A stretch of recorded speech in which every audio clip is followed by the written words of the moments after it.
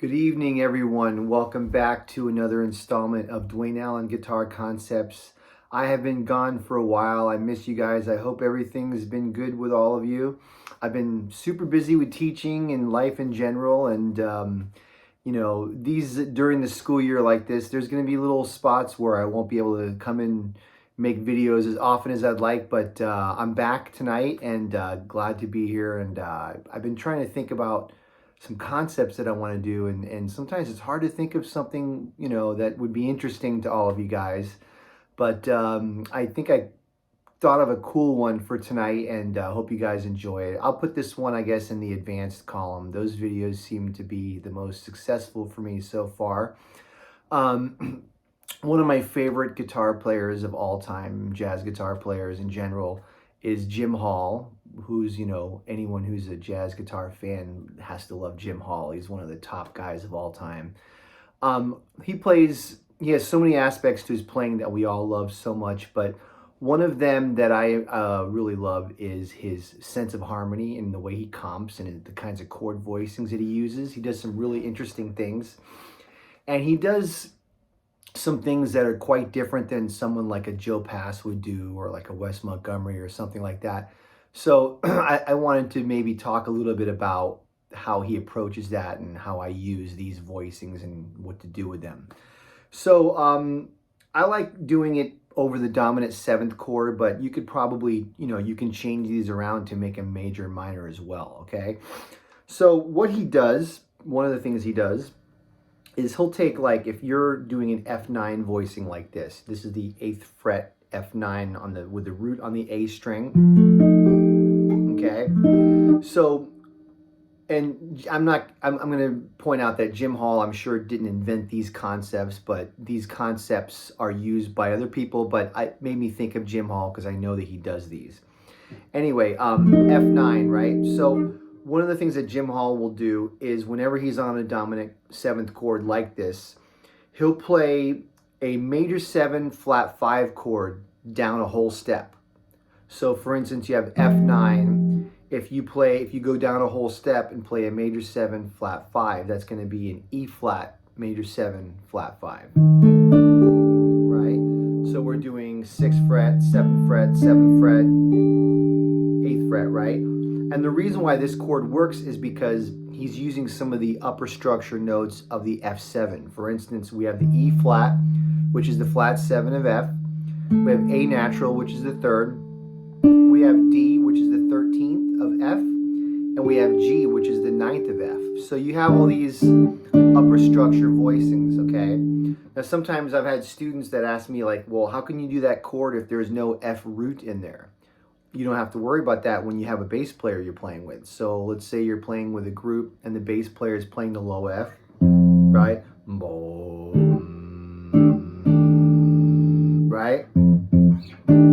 It's got a great sound. It's got a lot of color to it. Now, one of the things that Jim Hall does with this is he does all kinds of alterations on this one voicing. So for instance, when you do it like this, you're basically doing a 13th chord with a 9th on the top, right? Now, if you lower the 9th a half step, it becomes a 13 flat 9. Beautiful sound. Kind of thick and like grizzly. I love it. Right? If you lower that note another half step, it becomes an F13 with the F on the top.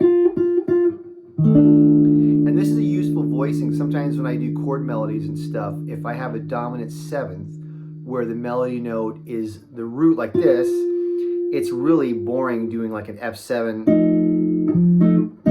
It's kind of boring sounding. There's no color to it. This is way cooler.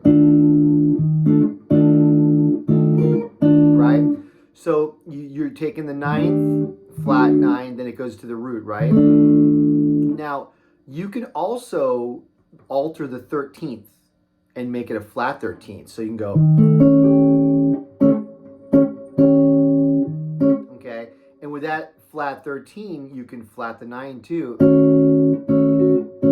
right? That looks like an E flat minor 7 flat 5 chord, but what it really is also an F flat 13 flat 5. Did I say that right? Yeah. Flat 7, 3rd, flat 13. I meant to say flat 9. There's your flat 9. So if your bass player is playing the ball, it's pretty altered sounding.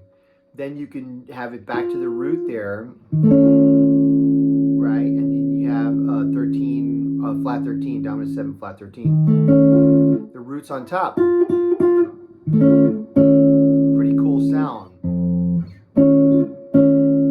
What I do with this is I like playing chords where there'll be a melody on top and there'll be like the inner voices are moving around. Howard Alden does this a lot, and George Van Epps and many, many others. But so like if I'm playing an F7, I'll do something like, see how I did that? I did the F9, then I did the F13 there, and then I lowered the 13th down to a half step, right? So, or I might go, and that's some nice voice leading if I was to go to like something like a B flat 7, which is a B flat 9. We're going to talk about that in a minute. So kind of like, you're getting these very pianistic voicings that have a lot of color to them. And even though you're not really playing a lot of roots, it doesn't matter if you have a bass player. And even if you don't have a bass player, if you're playing like solo guitar, I've been told by several great jazz guitar players that you don't have to always have the root all the time. You can, you know, the root is kind of like, it's kind of heard if you're playing good voice leading, you kind of hear the root in a way. So, right? So, sorry, a little buzzing, P90s, what are you gonna do? Anyway, so you can fool around with all these alterations. You can do this with a 13 flat 9. You could do, or whatever, right? So have fun with fooling around with that, okay? And then you can do the same thing. You could say, well, what if we did that with F major 7? So then you would be raising the flat 7 to the major 7. So you're kind of playing an E minor 11 over an F. The only thing though with the major 7s is there's not really going to be a lot of alterations. You're not going to do like a flat 13 or anything like that. So it works best for the dominants because you can change all the notes around. You're not going to do like a major 7 with a flat 9 usually, or a minor 7 with a minor 9 flat 9. You're not going to. That's not very common. So that's why the dominants give you the most opportunities, right? Okay, so that's a cool voicing that you can fool around with for F7. Here's one that you can do with, say, like this B flat root here on the 6th fret. And then if you play this voicing here, a lot of blues guys will do this. Like if it's a shuffle,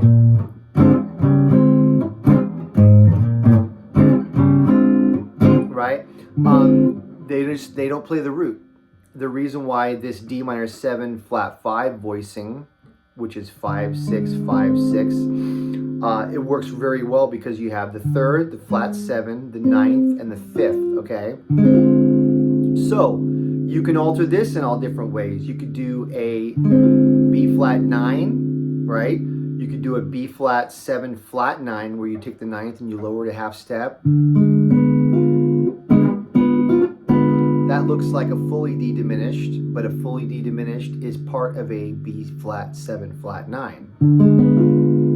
Okay, you could raise the 9th a half step, make it a B7 sharp 9. It's a great sound. And you can actually throw in the root in all these if you want. It's lower notes, so it's got a little bit of mud and grit to it, but that's kind of cool. Right? You could do the 7 flat 9's weird. You got to throw your thumb in there. Or you could kind of re-finger that. Or you could do, right? Now, once you start doing that with the 9th, now we can start messing around with the 5th, right? That's the cool thing with altered dominance is you can do all kinds of variations on sharp 9, flat 5, sharp 9, whatever, sharp 5. So like, let's say we take this B flat 9 voicing, and we make it a B7 flat 5.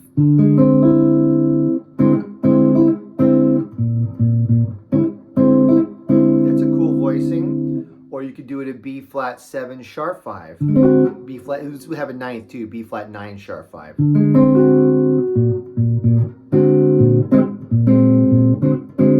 Some of these voicings are a little strange sounding and you might not use them, even though like theoretically it works. Like this one I don't really use very often. This is where it's up to you to experiment and see what you like and what you don't like. So we have that, we have that. Now we'll start fooling around with a ninth in here. Now it gets really pretty interesting. So you can do like this is a good one here. B flat 7 sharp 5 sharp 9. So third, flat 7, sharp 9, sharp 5. That's a fat chord. Be cool if you did the F7, right? You could do...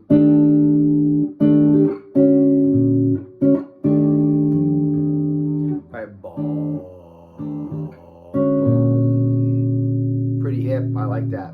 So B flat 7 sharp 9 sharp 5. Then you could do a B flat 7 sharp 9 flat 5. Move that fifth down to the 5th fret. That's a pretty cool sound right there. You could do a flat 9 flat 5. That's a weird sound. Right? Pretty cool sound. You can do a flat 9 sharp 5.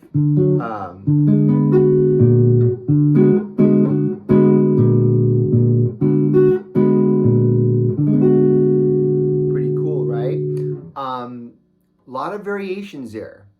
And once again, like when I'm going from chord to chord, I like to have the inner voices move. So if I'm doing like an F to a B flat, I might go, right? And then I might do something with the B flat too. I might go like, or,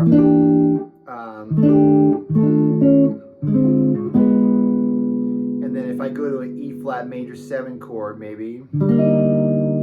Now, what do I do? Or whatever, you know, something like that. You can fool around and do a million things with this stuff, but the main important part of this is you should always know what each voice is. What is it? The 3rd, the 7th, the 5th, the 9th. Know what those voices are and practice moving them all around, so that way you can figure out if there's a chart that says B flat 7 sharp 5 sharp 9. You can just use your knowledge to figure it out rather than looking it up in a book. This is a big part of knowing your harmony and chords. I could do 20 different more chords. Let me do one more with you guys real quick. I don't want to make the lesson too long. Here's a cool B flat 13 voicing that I know, that a lot of people know. So you go root, flat 7, 9, 3rd, 13th.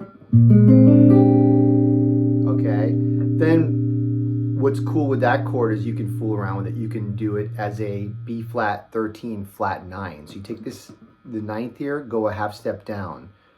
6 6 4 3 3. Very cool, right? Now sometimes you can even go take it further out, and you at that point you need to get rid of the root so that you can finger it correctly. So you just do this. You could do, right?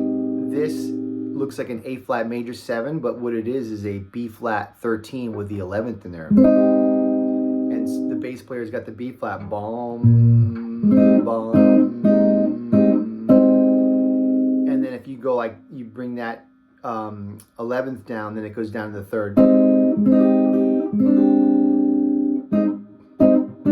Pretty cool, right? Now, if if you take this 11th and raise it up a half step, it becomes a sharp 11. So it's a 13 sharp 11. Bom, bom, bom. You move the voices around. Okay. Now, you could do something with this 9th, right? You could make it a flat 9, right? Then you could do 13 flat 9.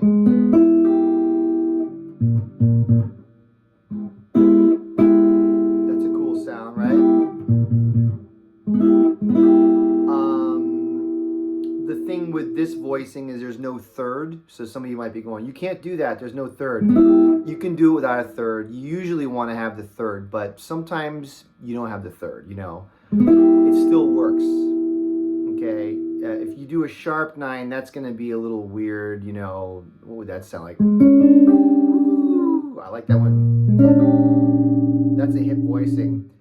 Flat 9, sharp, I'm sorry, flat 7, sharp 9, major third, 13. And what would it sound like if we did that with a sharp 11, with a sharp 9, with a 13? That's kind of interesting. Now, if you really wanted the third in there, I guess you could, man, you have to be ambidextrous, I guess. I don't know how you would do that. I don't know how to do that. Anyway, so this is just some ideas. You can take one chord voicing, and these are very pianistic voicings. When I was younger, I tried to transcribe some Bill Evans voicings on the guitar, and a lot of them you can't really play on the guitar, but a few of them were based on this kind of stuff. So if you want to get some really interesting sounds, these are some cool chords. Tal Farlow did this stuff way back in the 50s, and I think Lenny Breau did too in the 70s and 60s and stuff. So you should check out those guys. But if the theory names and everything are throwing you off, then, you know, I did say this was an advanced lesson. But if you have trouble understanding that, learn about chord building. Learn about how different kinds of chords are made. Major 7s, minor 7s, dominant 7s. You know what? I might do a lesson on that soon, so that's a good idea. Anyway, great to see you guys again. It's been too long. Hopefully I'll be back again soon. I wanted to remind you guys to check out my other channel, Dwayne Allen Music. I have a lot of live videos on there. I've been gigging as much as I can. I post some things here and there. And I have to plug my still new for 2022 record, Dwayne Allen Quartet, Empty Streets. I'm very proud of it. I have a great band on there. So if you like what you're hearing, hit the subscribe button, share it with your friends, hit the like button, and great seeing you guys, and hopefully I'll see you before the holidays. Have a good one.